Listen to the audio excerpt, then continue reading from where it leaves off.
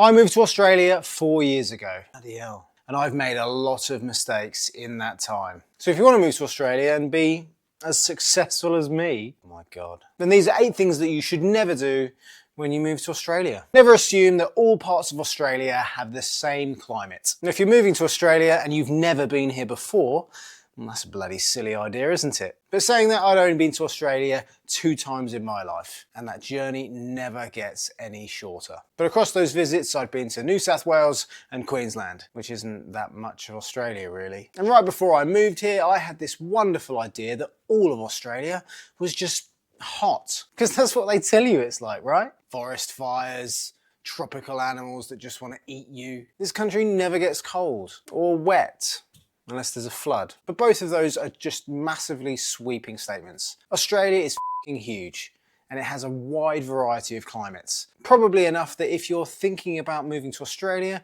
but you don't like it too hot, or you don't want it too cold, or you're just basically sounding like Goldilocks, there is definitely a part of Australia that is right for you. So before you move here, why don't you have a little typey thing on the Google and just find out exactly what the climate is going to be like in the place that you want to live.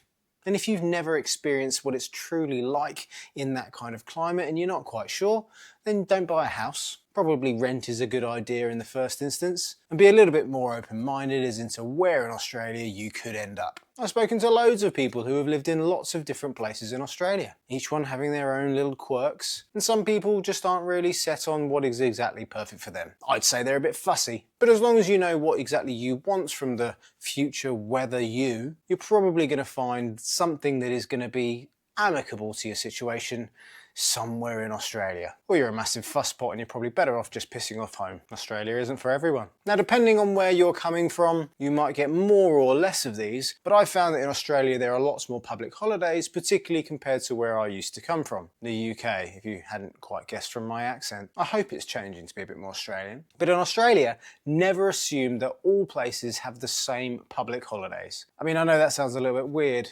particularly coming from the UK where the whole country had the same public holidays. And in Australia they do have lots of public holidays that are the same, like Easter, Christmas. They do fall on the same day. But there's a couple of weird ones that sometimes are a bit different. Not Anzac Day, although that's a bit weird because if you've never lived here before, what is an Anzac? But things like the King's birthday, formerly the Queen's birthday when there was a Queen and not a King. But depending on what state you're in, yeah, they just change them. And I don't know why. In the UK, the Queen's birthday, or the King's birthday as it is now, they have their actual birthday, got nothing to do with us peasants, but then they kind of celebrate the King's birthday in summer because it rains less apparently and they can do the marchy bits with all the horses. But we don't get a day off for it. We just watch it on the telly maybe, for a bit patriotic. But in Australia, you actually get a day off. Not to watch the horses, got nothing to do with that, although there are some places like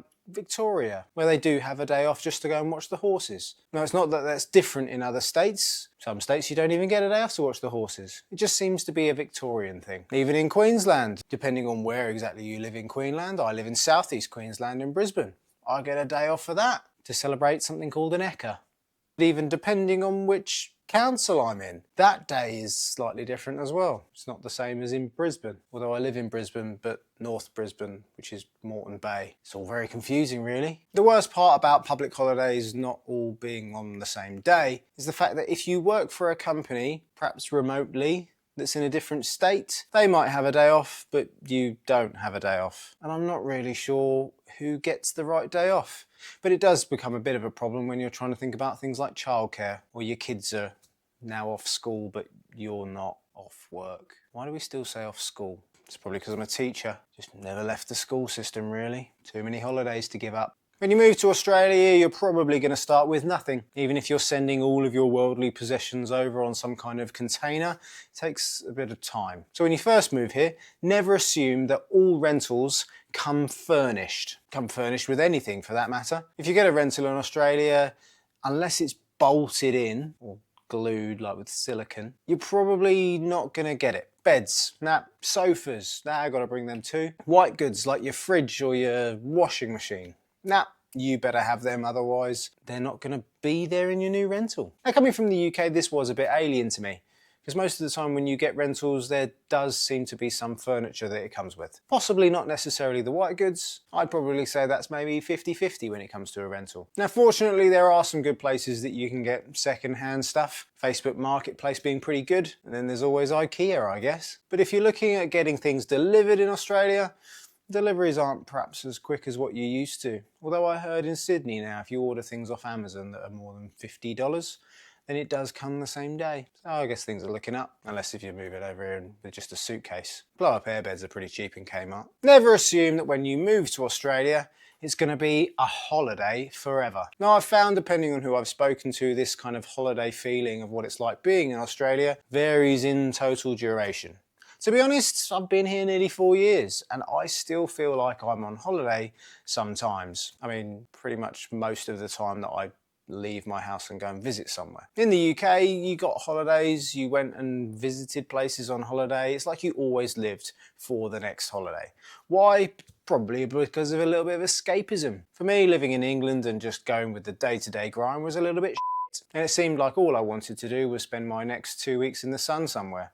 Well, now I live in southeast Queensland, and even a bad winter's day here is probably better than a good summer's day in the UK. Of course, I'm eternally grateful for the privilege that I have now living here, and I still get these little flashbacks of what it feels like to be on a holiday every time I go camping, or even up the sunny coast. Spending a day at the beach just feels like a holiday. But then, to be honest, if you're working most of the time, that whole Monday to Friday kind of thing, that feeling of a holiday pretty quickly disappears once you get back to having to earn money so that you can live. If you're looking to move to Australia to escape something, to escape the mundane life that you might have, the mundane life does kind of catch up with you. Unless you're a millionaire, you can't get away from the fact that you have to trade your time for money. Just know that it's a little bit easier to escape and get that holiday feeling. Bloody lucky. And if, like me, you want to live in the lucky land and you're not exactly sure where to start, perhaps you stumbled on this video just because you thought, oh, Australia, I'll click on that. Then you're probably going to want to do like me and just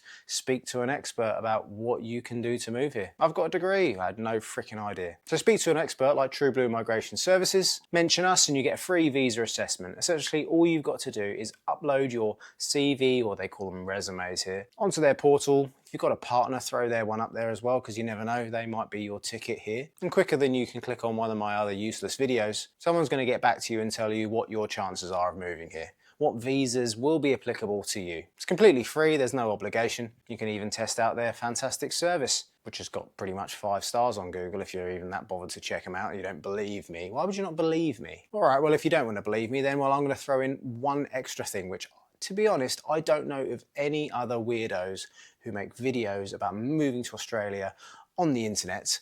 They can offer this. So if you use their free assessments, you like their service, and you want to go with them and get a visa, if you mention us, they'll give you $200 off. Now, it might not necessarily seem like a lot. To be honest, visas are very expensive. It probably isn't. But that $200 off is my personal way of saying thank you to you and giving you the opportunity to go and buy something nice and fizzy and celebrate. And if you're a borderline functioning alcoholic like me, then it's probably going to not buy you that much fizzy stuff. And if you're one of these people that doesn't really drink anymore, that's a lot of Diet Cokes. Or Schlur. I really miss Schlur from the UK. And when you do get to Australia, never take the piss out of anything Australian. Australians are fiercely protective over their stuff, whether it's Australian things, Australian people. Weirdly enough, some things in their Australian past they're not always too proud of. But God forbid if you ever decide to take the mickey out of them, they will treat you with such disdain, and do you know what? They'll tell you to fuck off home. Seems like a pretty standard rebuttal if you try to insult anything Australian. Do you know what? It's just not worth it. Do like what old people say, and if you've got nothing nice to say, don't say anything at all. Every now and again you'll meet an Australian who's a little bit more worldly, probably has a bit more of a sense of humour, and they will occasionally take a jab out of Australian things. Those are the types of people that you might be able to. But as a general rule, never saying anything bad about Australia. It's not going to fare you badly. And then you'll make more friends and you'll settle in and everything will be all right. When you've made some new friends, you're going to want to go out and stuff, perhaps have something to eat, something to drink. But when you get there in Australia, never wait to be served at bars, restaurants or cafes. Sure, if you go to really fancy ones, there probably is a server of some kind that's going to come over to you, ask what you want, provide you with what you've asked for. Generally speaking, you don't even have to provide them with a tip. But I think the fact that there is a no tipping culture in Australia has resonated now down to the fact that in most places that you go to, whilst someone might even see you to your seat, they're not going to come back and ask you what you want. You're just going to have to go up to the till like a peasant and ask for a beer, a coffee, an eggs benedict. Oh my God, why? I didn't really think they were much of a thing when I was in the UK. Perhaps I was just so poor as a teacher that I couldn't really afford it. But I love eggs benedict here. Oh my God, yeah, salivating, making a video for YouTube. I also personally love the fact that you most of the time have to get up and order things. Or maybe you don't even have to get up, but you just kind of have to scan the little QR code on the table. But if you're there with a group of people, perhaps you're just meeting up, people don't want to have that awkward conversation of who's buying what, how are we going to split this? God forbid someone has to do some maths. But when you have to get up and order it yourself in Australia, just gets rid of all of those problems. People meet up for social reasons, not have to make excuses 2 hours before. Never assume that Australia is just the capital cities. I mean, they make up like a massive proportion of Australia. Almost everyone lives in one of them. But I'm gonna say it, they're quite generic in what they provide. I mean, they're all relatively new for a start. They've all got nice big shiny buildings. They're all probably trying to outdo each other on an architectural perspective. Some would say there's not much character. That's not me. You know, remember, don't have a go at anything Australian. But if you want something that truly is Australian, in my opinion, you need to go out a bit further afield. Go on a road trip, because you can't really get a bus. They don't really go that far. But go and explore an Australian country town. Have a look at the hinterland. I'd never even heard of that word before I come to Australia. Go exploring a little bit further afield than the CBD. Sure, Australian cities are pretty nice. You're going to get what you want, what you need in most circumstances. But actually what you need is a little bit of Australiana. You want to go sit in a field, wondering whether there's a snake in the bush over there, listening to the weird noises that come out of possums' faces, the cold beverage, possibly a beer, out of your new esky. Don't buy into all this Yeti crap. And on a nice clear day, you'll look up and you'll probably be able to see the Milky Way and a load of other stars that you've probably never seen before because you come from the Northern Hemisphere. If you're looking for a more of an Australian experience, I don't think there is one, to be honest. Never assume that your plan of moving to Australia is going to work out all right. What was it that Mike Tyson said? Everyone has a plan until they get punched in the face. Now, hopefully no one's going to punch you in the face when you move to Australia. Just don't go visit any bogan bars slagging off Australians, I guess. But even the best laid out plans to move here, if you've got a wife like mine, then they're probably going to have every single little detail written down. But chances are what you want isn't going to be available, or what you're looking for might ever so slightly change. It's okay if plans don't go all right. It's okay if plans don't work out exactly as you wanted them. In my experience of living here for nearly 4 years now, one of my best tips to success is, rather than predefining what that success has to be, just measure what you get out of life compared to what you have. And as long as it's better, I'd say that that has worked out all right. Did you have to live in exactly that place? Did you have to have exactly that job? Did you have to have exactly that amount of money?